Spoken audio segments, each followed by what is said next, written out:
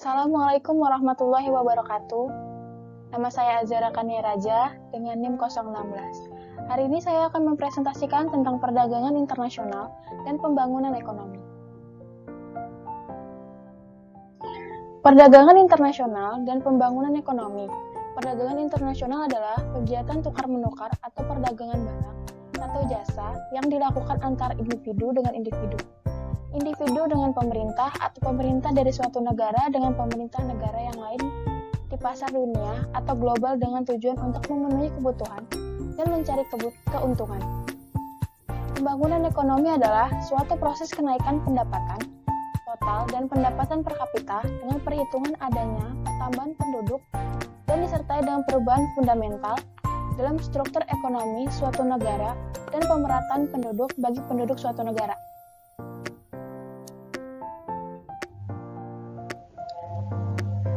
Faktor pendorong perdagangan internasional.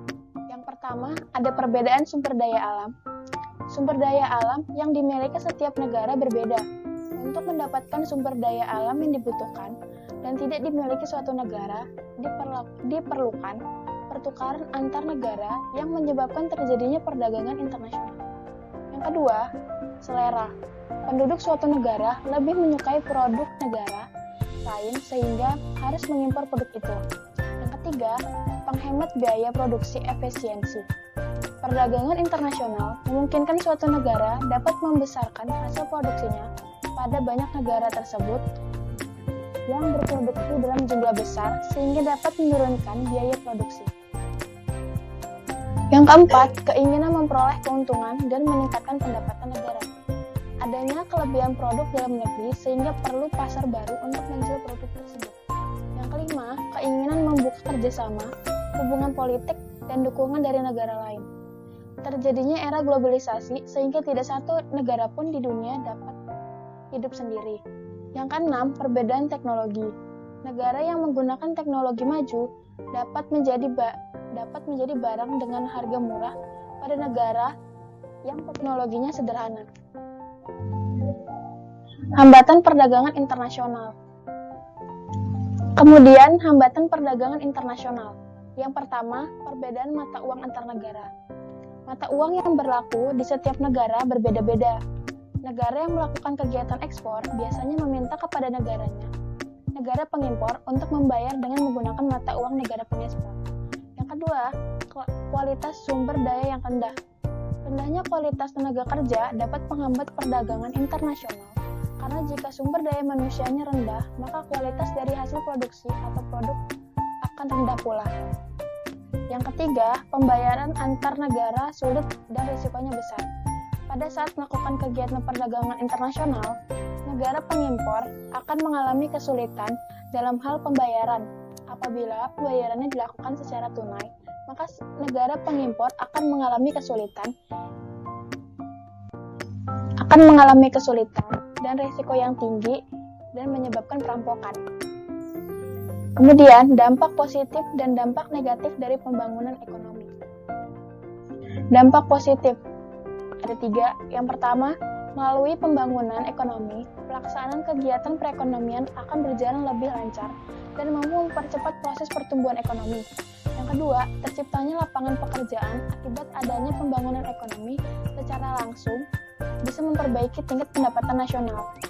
Yang ketiga, adanya pembangunan ekonomi dimungkinkan terciptanya lapangan pekerjaan yang dibutuhkan oleh masyarakat yang demikian akan mengurangi pengangguran.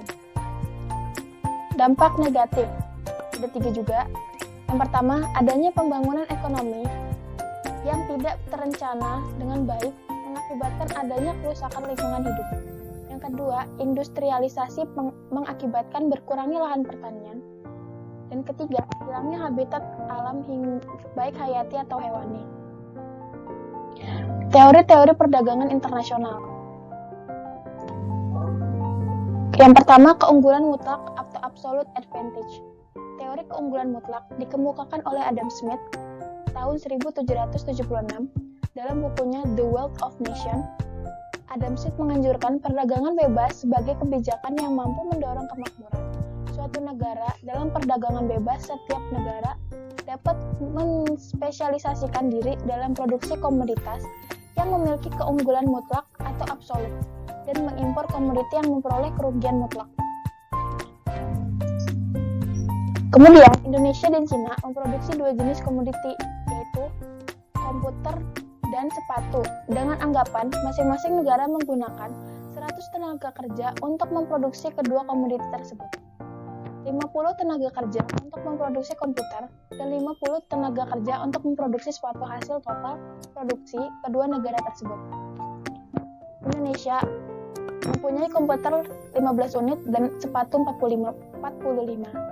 Cina komputer 40 dan sepatu 25. Totalnya 55 komputer dan 70 sepatu.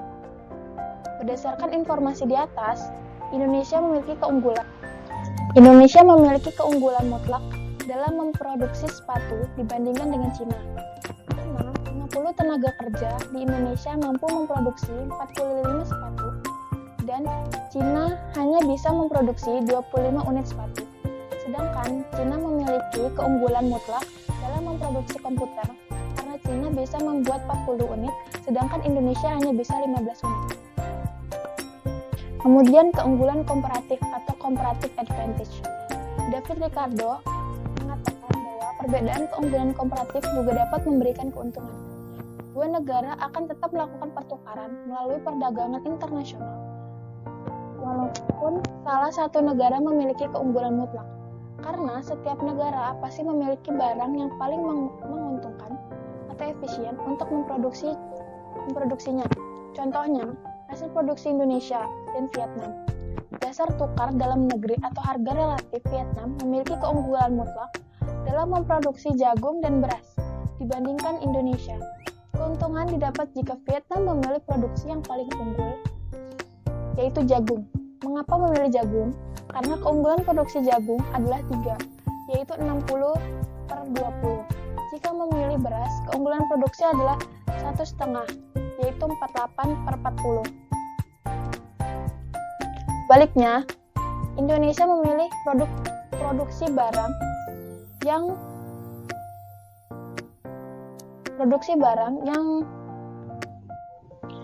kekurangannya paling kecil, yaitu produksi beras. Hal ini karena kekurangan 40 dengan 48 lebih kecil daripada kekurangan jagung, yaitu 20 dengan 60 perdagangan dan pembangunan ekonomi. Sekian presentasi dari saya. Assalamualaikum warahmatullahi wabarakatuh.